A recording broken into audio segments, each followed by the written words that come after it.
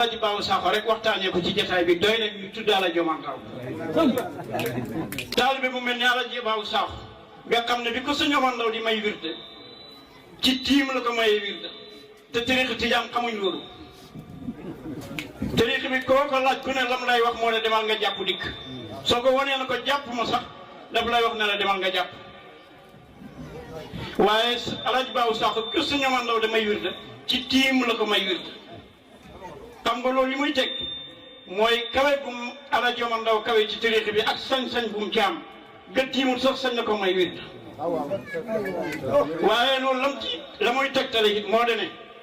taalibe buñ gërëm la buñ nangul la moom Alaaji Baabu Sakho ci xaasi Alaaji Omar Ndaw yi ci bokk ci la bokk ci xaasi tariixa bi la bokk ci xaasi diine ji ci la bokk ci kuréel bi gën ci nit ñi ci la bokk borom wilaaya la borom xam-xam la kuñ nangu ak taalibeem la ku yarkat la jàngalekat la defarkat la kon bu njëkkatee bis boo xam ne njabootu Alaaji Omar Ndaw ak ay